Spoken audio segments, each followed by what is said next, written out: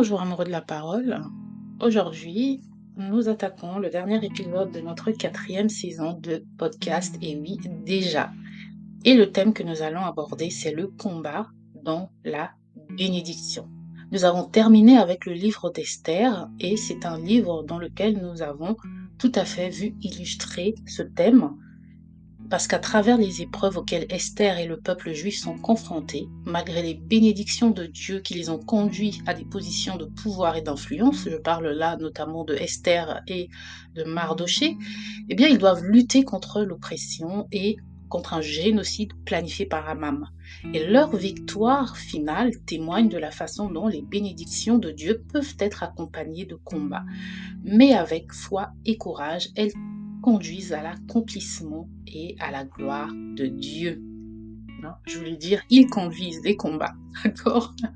Si vous m'écoutez pour la première fois, je suis Luis du blog ilestcréé.com et je vous embarque dans une nouvelle virée biblique.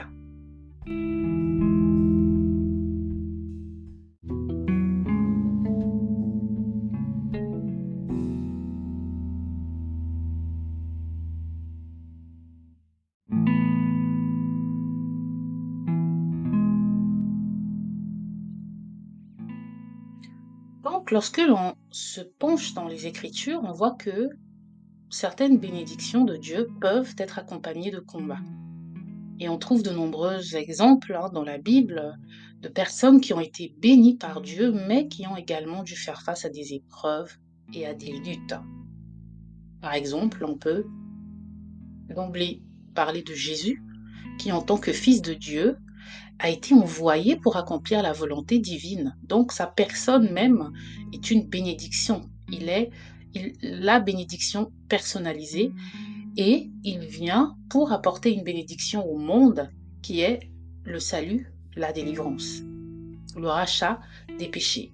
Mais il va subir de nombreuses épreuves et de nombreuses souffrances tout au long de son ministère terrestre.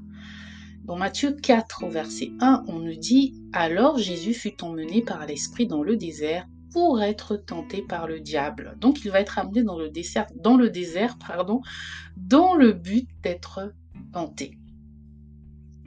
Et d'ailleurs, dans Matthieu 26, 39, on a ce célèbre verset de Jésus qui dit « Mon Père, s'il est possible que cette coupe passe de moi, toutefois, non pas comme moi je veux, mais comme toi tu veux. » Donc on voit que Jésus se rapproche de l'épisode de la croix et on voit à quel point il est en souffrance. Sa douleur intérieure est de plus en plus grande. Son trouble intérieur est de plus en plus grand.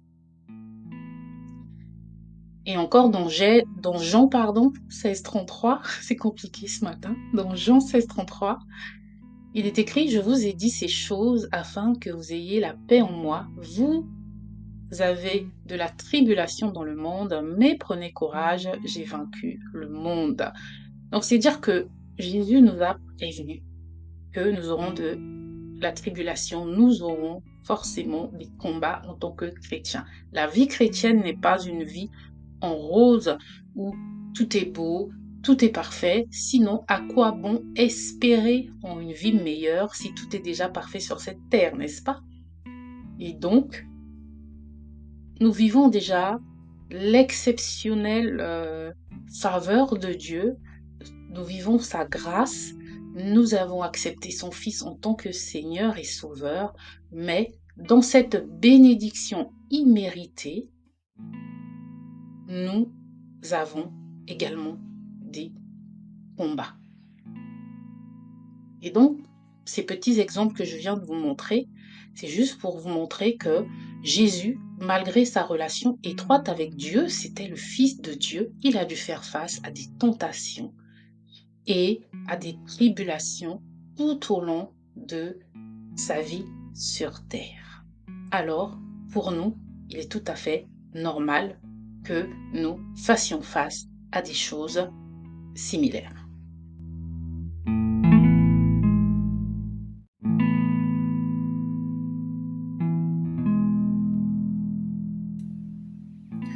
Nous avons également un autre personnage dans le livre d'Exode, un livre que j'espère pouvoir commencer pour la prochaine saison, la saison 5. Dans le livre d'Exode, on a Moïse, qui est un leader choisi par Dieu pour délivrer le peuple d'Israël de l'esclavage en Égypte. Et il a également rencontré de nombreux défis. Le peuple lui-même a rencontré de nombreux défis parce que cette libération de l'Égypte était une bénédiction de Dieu. C'était parce que Dieu a entendu leurs pleurs pendant des années et des années. Eh bien, Dieu s'est manifesté et il est passé par Moïse pour pouvoir délivrer ce peuple. Mais, malgré cela, ils vont passer par des combats.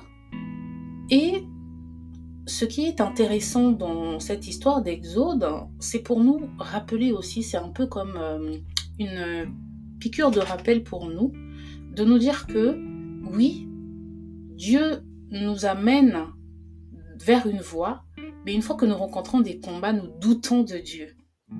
Dans Exode chapitre 5, je cite les versets 22 et 23, il est écrit « Moïse retourna à l'Éternel et dit « Seigneur, pourquoi as-tu maltraité ce peuple? Pourquoi m'as-tu envoyé? Car depuis que je suis allé vers Pharaon pour parler en ton nom, il maltraite ce peuple et tu n'as pas délivré ton peuple. » Parce qu'en fait, lorsque Moïse va aller parler à Pharaon, Pharaon va rendre les conditions de vie des Hébreux encore plus difficiles qu'avant.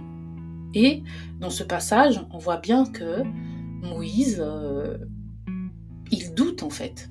Il doute de Dieu. Il se dit, mais est-ce que tu es bien là? Et ça, c'est un passage qui nous parle à nous aujourd'hui. En tant que chrétiens, Dieu nous positionne parfois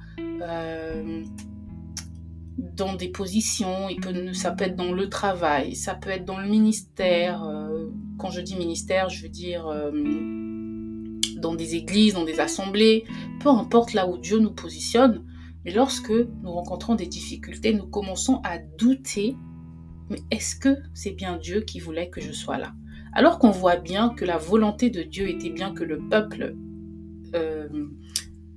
d'Israël sorte d'Égypte, n'est-ce pas? Mais dans cette sortie, avant même que cela arrive, il y a d'abord eu des combats. Et même pendant cette sortie, cet exode hors d'Égypte, ils vont avoir des combats également. Et on voit surtout dans ce livre, j'espère qu'on va pouvoir l'aborder pour la saison 5, que les combats ne sont pas seulement dus aux adversaires, mais les combats sont parfois aussi dus à la désobéissance des Israélites eux-mêmes.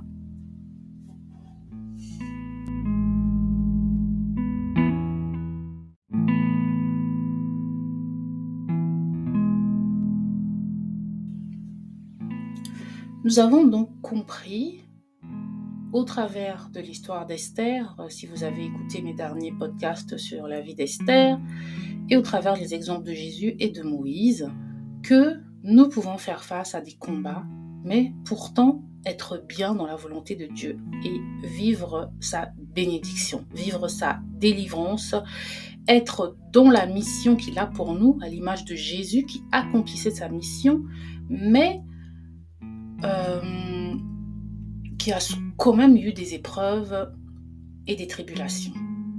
Et ce qu'on voit surtout au travers de ces histoires, autant pour Esther que pour Moïse, c'est la persévérance, l'obéissance, puisque tous ces personnages ont surmonté ces obstacles et ont accompli la volonté de Dieu. Et que cela vraiment nous serve d'encouragement dans nos propres luttes et dans nos propres épreuves. On peut prendre l'exemple d'une femme enceinte, parce qu'on a souvent du mal à concevoir une bénédiction accompagnée d'un combat. Lorsqu'on voit une femme enceinte, on est d'accord en tant que femme de dire que la grossesse est une bénédiction. Parce que tout au long de notre grossesse, d'une grossesse, la femme fait face à des défis physiques, émotionnels, mentaux. Il y a des moments de fatigue, d'inconfort et d'incertitude. Mais à la fin de cette période de lutte, il y a l'accouchement qui est un moment d'accomplissement où la vie voit le jour. Une nouvelle vie voit le jour. De même, dans nos propres luttes et dans nos épreuves, on peut trouver que Dieu peut permettre ces défis pour nous préparer à un accomplissement plus grand où sa gloire sera manifestée. Jésus est ressuscité après avoir été cloué et vécu vraiment un supplice à la croix, mais nous ne serions pas là aujourd'hui, chrétiens, si ce combat n'avait pas existé dans la vie de notre Seigneur. Donc voilà pour aujourd'hui. Ma prière, c'est que Dieu nous donne à tous le discernement de comprendre comment nous devons garder la foi et la persévérance lorsque nous marchons dans sa bénédiction, lorsque nous marchons dans ses plans. Les douleurs de l'accouchement ne veulent pas dire que les choses vont mal se passer, forcément.